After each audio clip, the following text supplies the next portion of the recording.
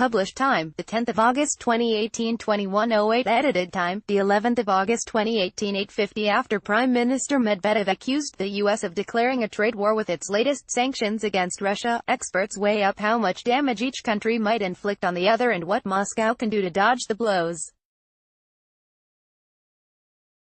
Labeled draconian by both sides, the White House sanctions over Russia's alleged involvement in the poisoning of the Skripals in the UK in March will be applied in 2 steps. On August 22, an initial restriction on exports of security-sensitive goods will come into force and, unless Russia assures the U.S. that it has stopped using chemical weapons, which it denies in the first instance, more severe restrictions will be introduced 90 days later. These include a potential moratorium on national carrier flights to the United States and an almost complete import ban. Read more. Russia to treat further U.S. sanctions as an open declaration of economic war. PM Dmitry Medvedev on Friday promised a political and economic reaction, but what can Russia do? Respond in kind, or go asymmetrical? Gilbert Doctorow, a Brussels-based Russian affairs analyst, says that the U.S., particularly with the second proposed round, is threatening to go for the jugular, in a way it has not during any of the previous acts of sanction dating back to the Crimea secession in 2014.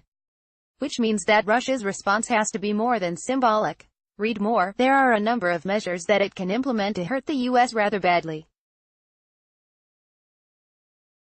One is a cutoff of delivery of Russian-made rocket engines used in the U.S. space program, he told RT.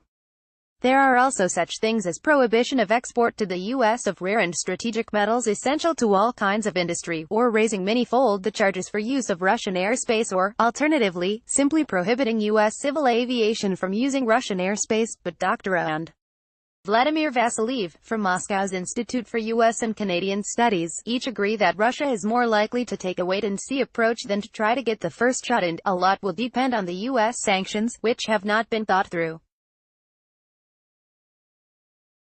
Politics dominates economics in this area. They've been announced, but Commerce Department officials are now frantically scrambling to create an actual sanctions packet in time for August 22, Vasiliev said, adding that the impact on trade for both sides could be so severe, Russia may choose not to exacerbate the effect. Yet the experts believe that a more practical response would be asymmetrical.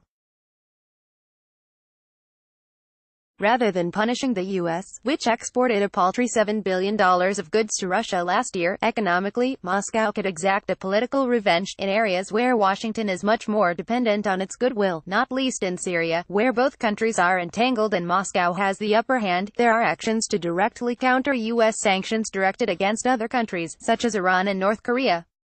Russia can stop cooperating with the U.S. and, indeed, go over to the other side, which would be quite destructive of U.S. foreign policy, suggests Dr. O.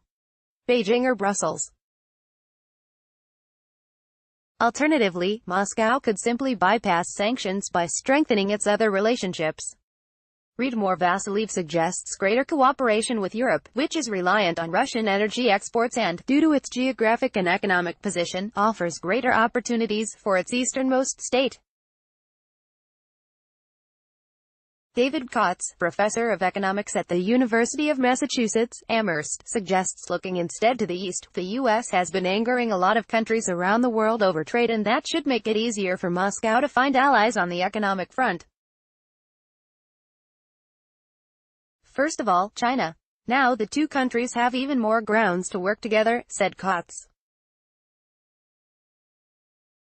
Although in geopolitical terms China and Russia, with their complementary economic strengths, have always seemed like a natural fit, the relationship between Vladimir Putin and Xi Jinping, much warmer than that of their predecessors, could lead to a more full-hearted economic alliance. No winners here. For all the counter-strategies the Kremlin will deploy, Kotz believes Russia will not emerge unscathed from the latest tension spiral, largely as the West will continue to back Washington over their personal dislike of Donald Trump's White House. Russia could try to gain the support of other countries, but unfortunately the United States has a lot of power to bully other countries into following its policies, he said to RT. Other experts agree that, at least in pure money terms, as the smaller economy struggling with sluggish growth and dependent on exports, Russia is more vulnerable in any sustained and intensive economic standoff. Of course, Russia will be hurt, but I think that the unintended consequences for America will be just as bad.